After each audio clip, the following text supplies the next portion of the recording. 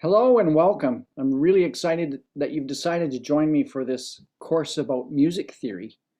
What's music theory? Why should you even bother with it? A lot of people, when they think about music theory, they get, you go, yeah, I don't want to do music theory, but I have to, and that's the approach they take. Here's the number one thing.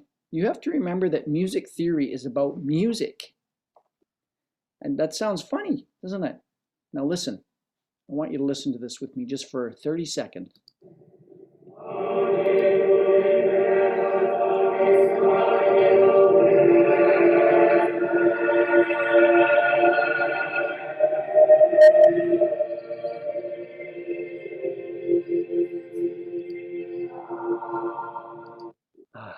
I don't know about you, but that sends chills up my spine. Now that was written way back in about 1630. It's the Allegri Miserere. There's a story behind that piece of music which talks about Mozart having heard that piece and being able to go and sit down and write it. He was 14 years old at the time. Mozart was born in about 1756, I believe. Yeah, 1770. He heard that piece and went. And the story goes, it was a secret in the church, and it was known to be a beautiful piece. And he went and heard it and he wrote it down. That's the story. It may be true or not true, but Mozart was a genius. And let's get something out of the way right away. I'm not a genius. I started music when I played music all my life, but I started music when I was about 16 years old. I took a violin that my brother had got for Christmas. And I said, Sean, can I borrow your violin? And I started practicing it, and I absolutely fell in love with music.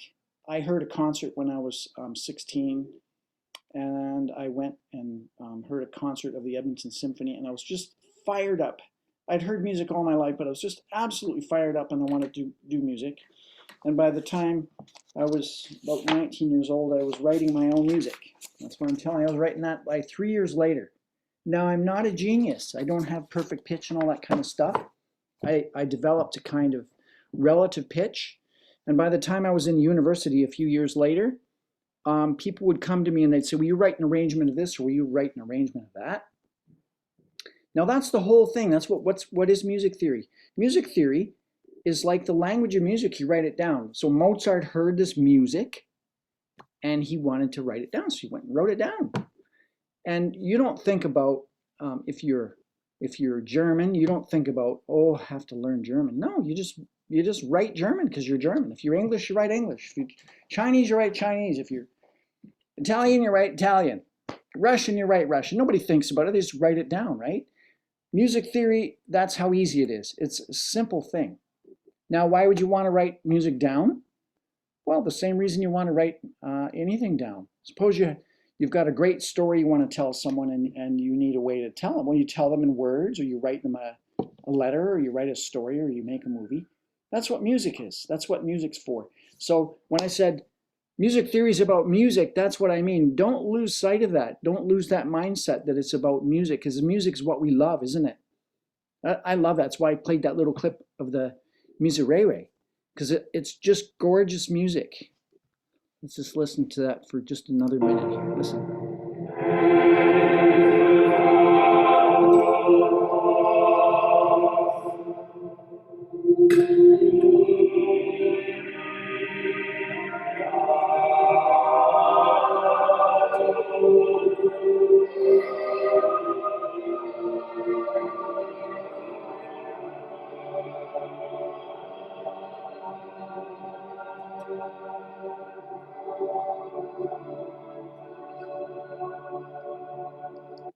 Now we can agree about something else too. We're not gonna go off on a tangent about music theory now, but we can all hear, because we have language. Music, if music is language, you could hear that was the end of a kind of a sentence, and it didn't come to a sudden end. It came to a slow end.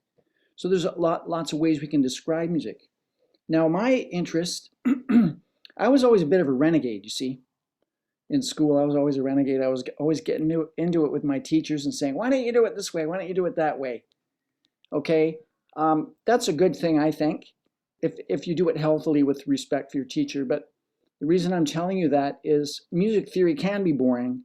And in my opinion, this is just my opinion, there are good music theory teachers out there. I had some good ones. but it can be badly taught like other things. And if it's badly taught, it's horrible. I'm there with you, okay? I want you to have fun with music theory. Okay, now maybe you don't like that kind of music that you just heard. Maybe that doesn't inspire you, but certainly something inspires you or you wouldn't be here, right? Maybe you are, I don't know, maybe you're a guitar player or a jazz musician or whatever, and you want to learn about music theory. But whether it's Mozart or Beethoven or it's the Beatles or some pop music or whatever it is, you want to be literate so that you can express that and share it with others and be able to communicate musically. Okay, now I want to tell you a story. When I was in university, I was in the hall, and we'll call this person, we'll call her Jennifer, okay? And Jennifer was sitting on the floor crying. I said, Jennifer, what's the matter? And she says, well, I'm failing in music theory. And I said, you're failing music theory? Music theory is easy. And she looked up at me and she was mad at me. She said, what do you mean it's easy? It's hard. I said, no, it's not. I said, I could teach you everything you need to know about music theory in a couple hours. What made her even madder? She said, you don't talk to me like that. You're on. You show me what you mean then. So I did. I took her into a practice room and I went through what I'm going to teach you here. And because she knew some music theory already, I was able to go quite quickly with her. And to make a long story short, I think we only had that one session. Maybe we had 2 sessions together. But her music theory marks went from failing to like 95%, because music theory is that easy. It doesn't need to be complex. Yes, it can be complex and beautiful, just like anything else in life. Like you can study science and you get the basics of science, and then you can go off into some field and really study it in depth. Yes, you can. Same with music theory. But the problem, I think, in the mindset from a lot of people is that they think that music theory is this endless thing and that it's difficult. It's not. There are 7 letters in music, A, B, C, D, E, F, G. It's like the alphabet.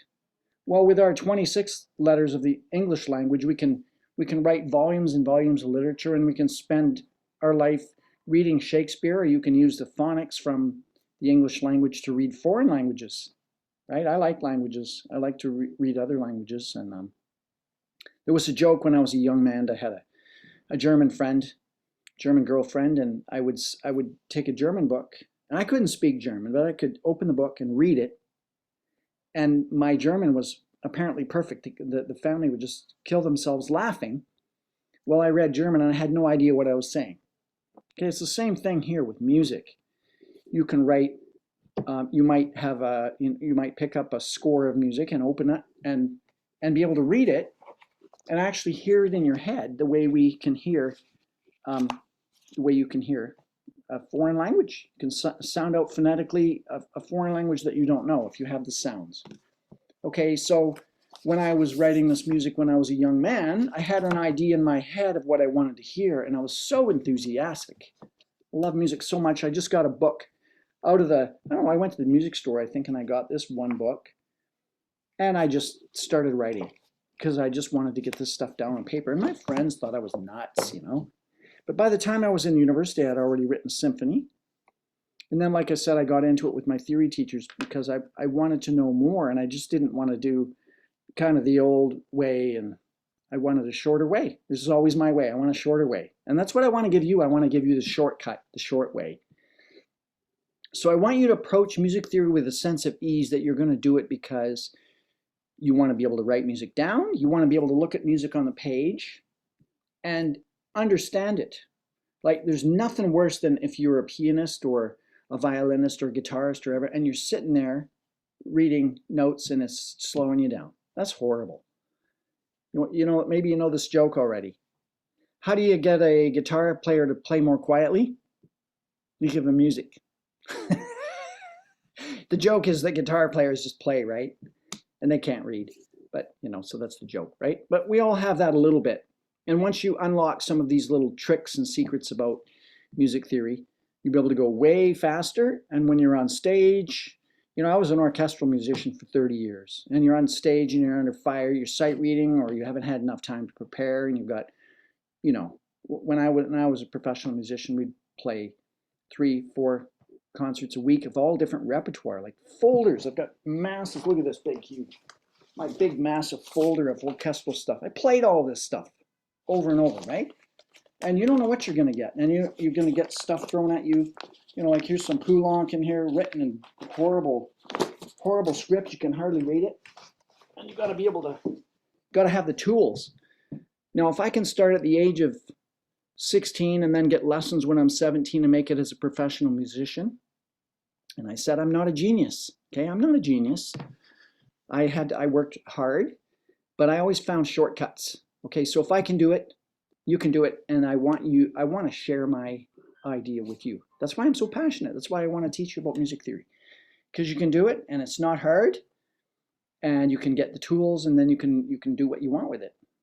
I've had students in college that took my theory course, and I never saw music students get so excited. You know, they came in kind of sitting back in their chair like this, I don't know, you know, music theory, and by the end they're like, yeah, you know, and some of them went on to form their own bands and write their own music and do their own arrangements.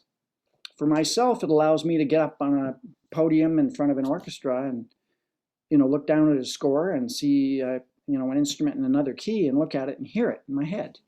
And yeah, it takes some work. You know, it's not like you don't have to work. I'll give you the shortcuts. You got to do the work. And that's when I teach at college, that's what I say. You know, you do the work and you put in the effort, and you'll get something out the other end. But it's not going to be this horrible chore. It's going to be fun, and it's going to serve you really well as a musician. So, you know, think about Palestrina, think about Beethoven, who wrote music when he was deaf. Most musicians know that. Beethoven was deaf. He started going deaf in his early 20s, and it ended his career, but he lived to be 57 years old, and he wrote 9 symphonies. And by the time he wrote the great choral symphony, he was completely deaf. Couldn't hear it. At the first performance, they had to turn Beethoven around so he could see the crowd going absolutely wild, but he couldn't hear it. But he heard it here, and then he wrote it down on paper. Isn't that wonderful? That's what music theory is about. Getting out what's in your heart out onto paper, and getting what's on paper and bringing it to life so that other people can hear it. Okay, so let's wrap it up for today. We'll just have this short little introductory video, and I really look forward to sharing with you how to go about music theory, and we're going to learn it really systematically so you have all of your bricks in your foundation. We're going to build up this tower that's solid as rock. Okay? So we'll see you again soon.